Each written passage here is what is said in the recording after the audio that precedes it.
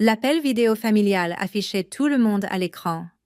Maman, papa, ma sœur Vanessa et notre frère Marcus. La bague de fiançailles de Vanessa accrochait la lumière tandis qu'elle gesticulait. À propos de la fête de fiançailles, commença Vanessa, nous devons discuter de la liste des invités. J'étais à mon bureau en train d'examiner les rapports trimestriels. D'accord. La famille de Ryan est très traditionnelle. Son père est un cadre supérieur dans une entreprise technologique. Très réussi, très bien connecté. Elle échangea un regard avec maman. Ils amènent des associés d'affaires. C'est essentiellement un événement de réseautage. Ça a l'air chic, ça l'est. C'est pourquoi, Lena, nous pensons qu'il vaut mieux que tu ne viennes pas. Je levai les yeux de mon ordinateur portable. Pardon? Marcus intervint. Tu travailles dans un café? Le père de Ryan amène des vice-présidents et des directeurs. Vanessa ne veut pas que tu dises quelque chose qui nous fasse passer pour des idiots. Quelque chose comme quoi? Comme n'importe quoi sur ton boulot? Ou ton appartement? Ou ta voiture? Le ton de Vanessa était ferme. Ces gens ont des standards. Ils jugent. Je ne peux pas risquer que tu nous embarrasses. La voix de maman était apaisante. Chérie, tu comprends? N'est-ce pas? C'est le grand moment de Vanessa. Ses futurs beaux-parents doivent voir qu'elle vient d'une famille réussie, et je ruinais cette image. Tu gagnes le salaire minimum en faisant mousser du lait, dit papa sans détour. Oui. Je posai mon stylo avec soin. Je vois. On dira à tout le monde que tu es malade, continua Vanessa. Une intoxication alimentaire ou quelque chose comme ça. Tu pourras venir au mariage? Évidemment. C'est seulement la famille. Moins de pression. Comme c'est généreux. Ne sois pas comme ça. Certains d'entre nous ont travaillé dur pour en arriver là. Certains d'entre nous n'ont pas abandonné l'université pour se trouver à faire des lattes. La voix de Vanessa se durcit. C'est important pour mon avenir. Arrête d'être égoïste. Marcus hocha la tête. Ryan est en bonne voie pour devenir vice-président d'ici 30 ans. Sa famille a des connexions dont nous avons tous besoin. Nous devons présenter notre meilleur visage. Et je ne suis pas le meilleur visage. Tu as 28 ans et tu fais un boulot d'adolescent? Dis papa. Non, Lena. Tu ne l'es pas. Maman avait l'air mal à l'aise. Nous t'aimons, ma chérie. Ce n'est pas personnel. C'est stratégique. Je regardais ma famille à l'écran. Leurs expressions déterminées, leur rejet unifié. Ok, dis-je calmement. Je ne viendrai pas. Le soulagement de Vanessa était visible. Merci. Je savais que tu comprendrais. On fera un dîner une fois que tout sera calmé. Bien sûr. Félicitations. Vanessa.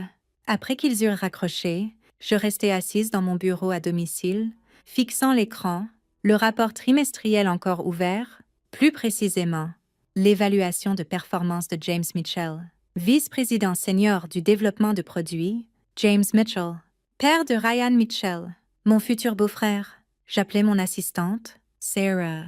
Préparer le dossier complet de James Mitchell, y compris les dossiers d'emploi de son fils, Ryan Mitchell dans les ventes. Tout de suite, Madame Sheen, dois-je programmer son évaluation trimestrielle? Oui, avancez-la. Demain, si possible. J'ouvris le répertoire de l'entreprise et cherchai Ryan Mitchell, associé aux ventes niveau 2, embauché il y a 8 mois. Évaluation de performance. Moyenne. Activité récente. Recommandé pour une promotion à associé senior aux ventes. Recommandé. Pas approuvé? J'ouvris la file d'attente des promotions. Le dossier de Ryan était en attente d'approbation.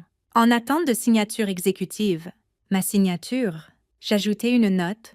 Approbation de promotion retardée en attendant l'examen de restructuration départementale. Retenir pour l'évaluation du T3. Puis je revins au dossier de James Mitchell. Problème de performance signalé par 3 départements. Délai manqué.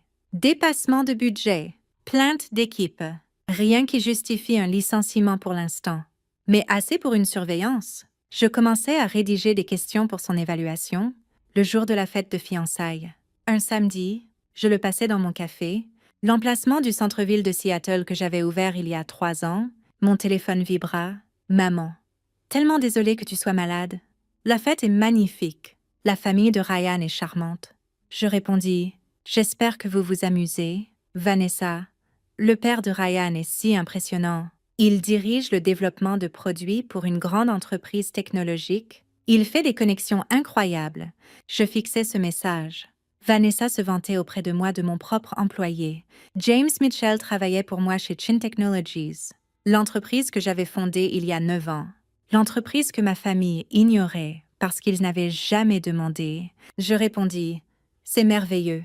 Ma gérante Sophie me regarda. « Tu as ce sourire ?» « Quel sourire ?» « Le sourire de planification. »« Qu'est-ce que tu mijotes ?»« Juste laisser les choses se dérouler naturellement. » Lundi matin. James Mitchell arriva pour son évaluation trimestrielle, l'air nerveux. Il ne me reconnut pas. Pourquoi l'aurait-il fait?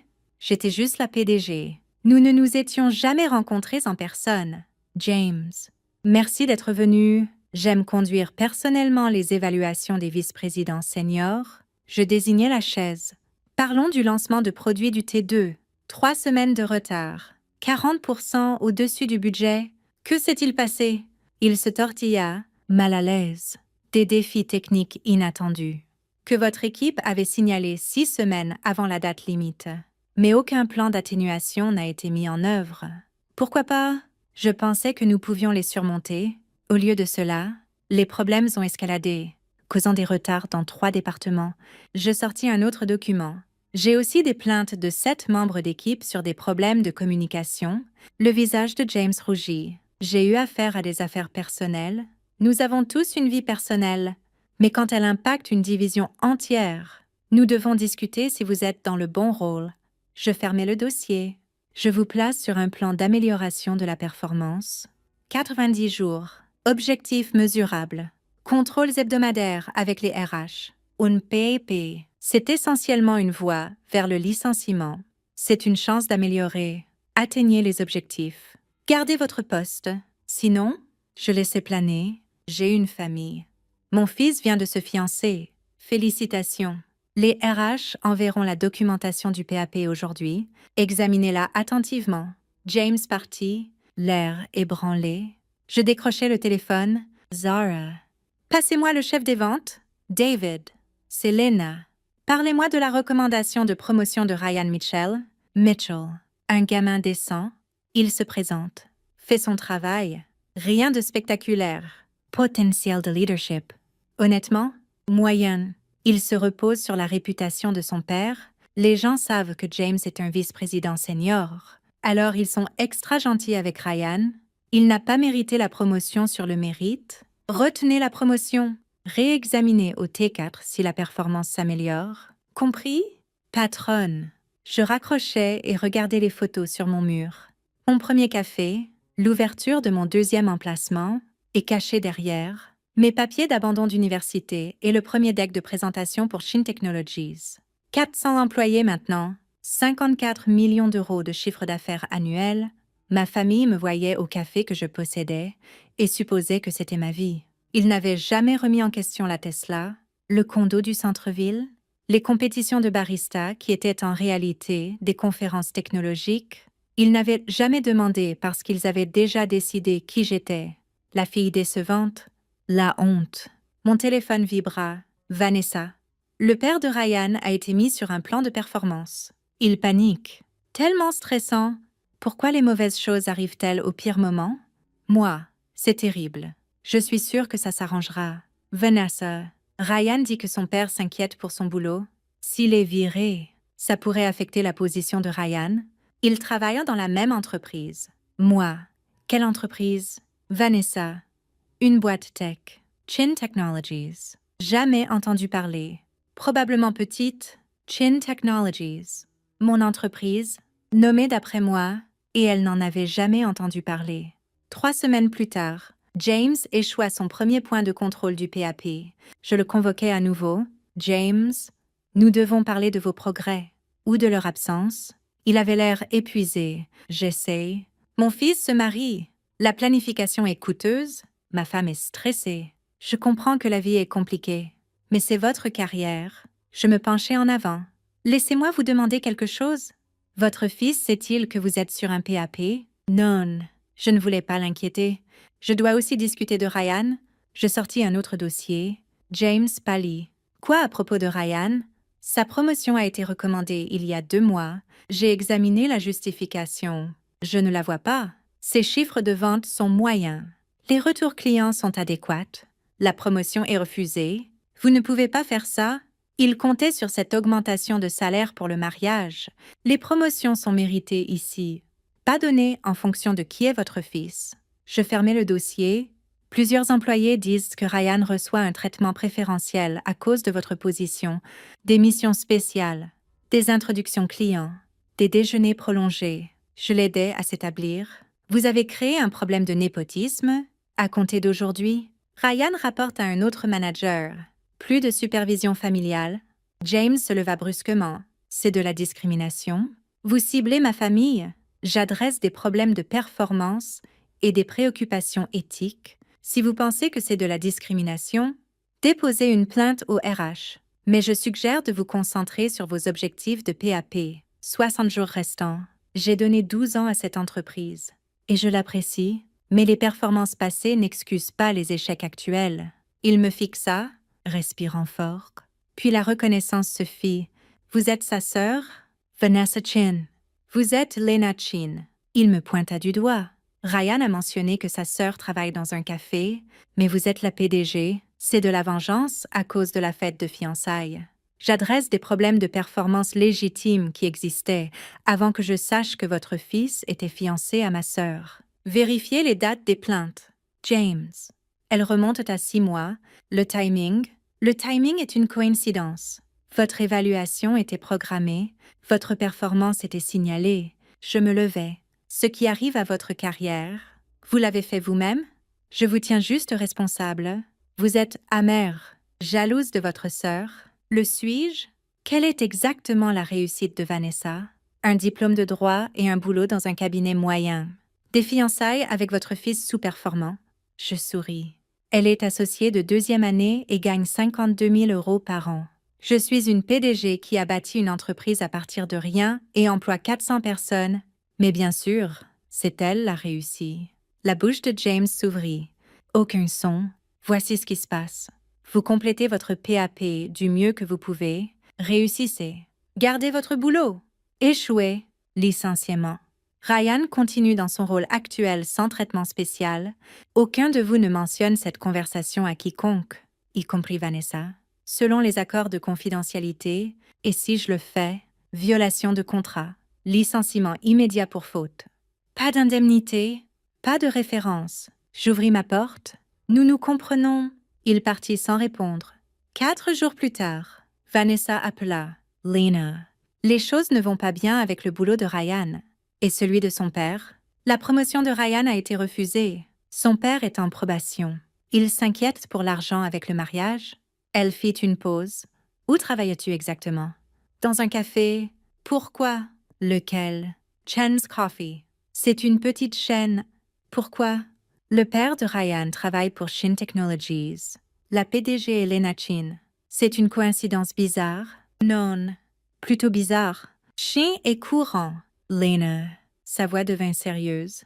Es-tu la PDG de Shin Technologies? Silence. Oh mon Dieu! Tu l'es.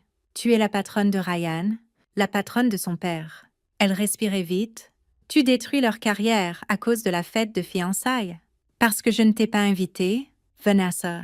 Comment peux-tu être si mesquine? Je suis vindicative. Ce sont des vies de gens.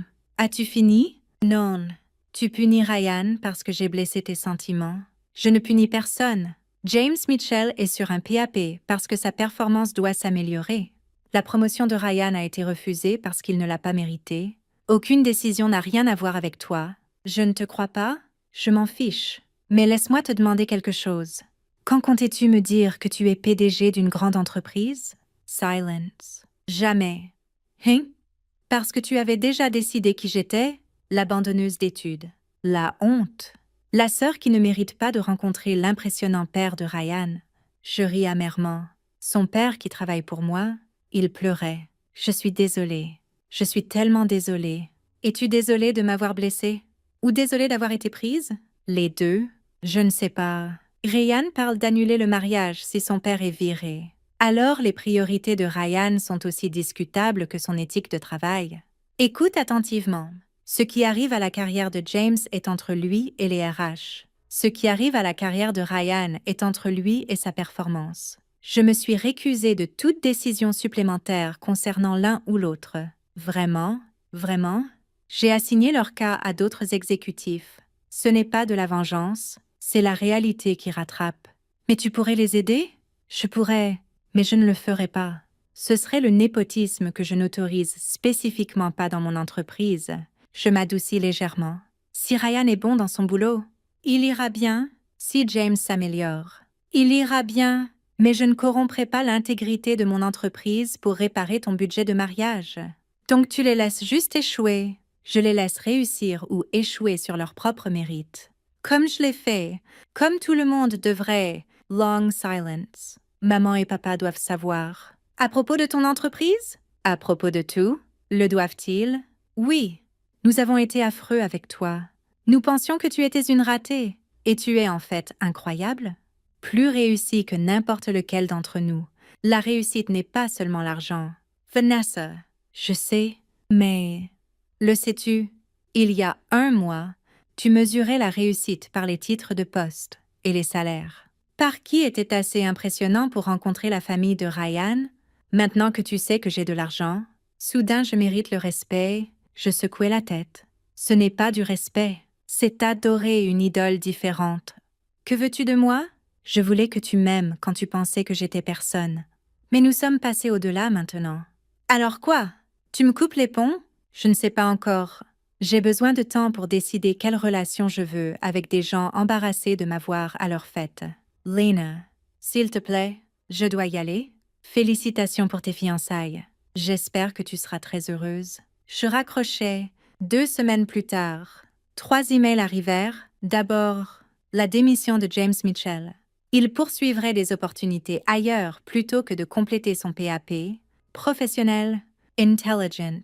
Deuxièmement, la démission de Ryan Mitchell, suivant son père chez un concurrent, moins intelligent. Troisièmement, ma mère, sujet. Nous devons parler. Lena. Vanessa nous a tout dit.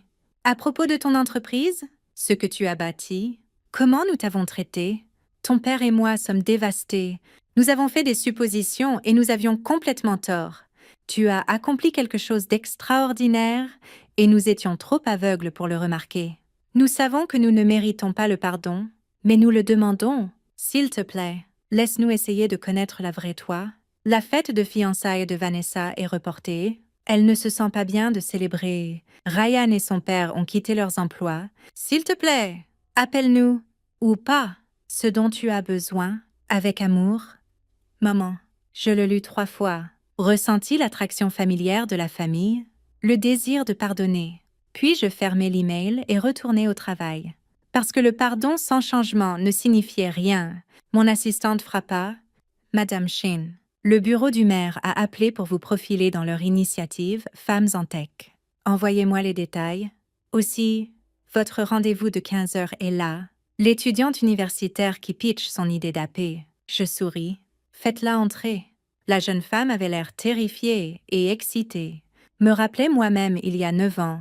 Madame Chin, merci de me rencontrer. Asseyez-vous. Parlez-moi de votre idée. Appelez-moi Lena.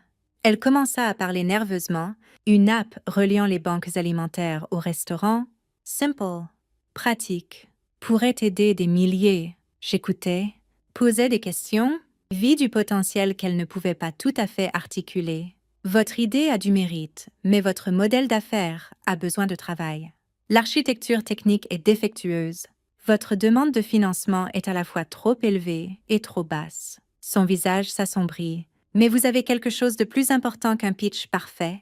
Vous avez de la passion, un but, vous voyez un problème et voulez le résoudre. Je sortis ma carte. Je vous connecte avec l'une de mes managers de produits. Elle vous aidera à raffiner ça, puis vous pitcherez à nouveau à notre comité d'investissement. Vraiment, vraiment, mais je ne vous fais pas une faveur. Je parie sur vous. Ne me faites pas regretter. Je ne le ferai pas. Je promets. Merci beaucoup. Après son départ, je me tins à ma fenêtre surplombant Seattle. Pensez à la famille, au respect et au choix. Mon téléphone vibra. Vanessa, je t'aime. Je suis désolée. S'il te plaît, ne m'abandonne pas. Je fixai ce message longtemps, puis tapais. Je t'aime aussi, mais l'amour n'est pas suffisant. Appelle-moi quand tu auras compris pourquoi. Je retournai au travail. Construire des choses, créer des opportunités, Changer des vis. Certaines personnes se font dire d'attendre dans la voiture. Les intelligents apprennent à conduire.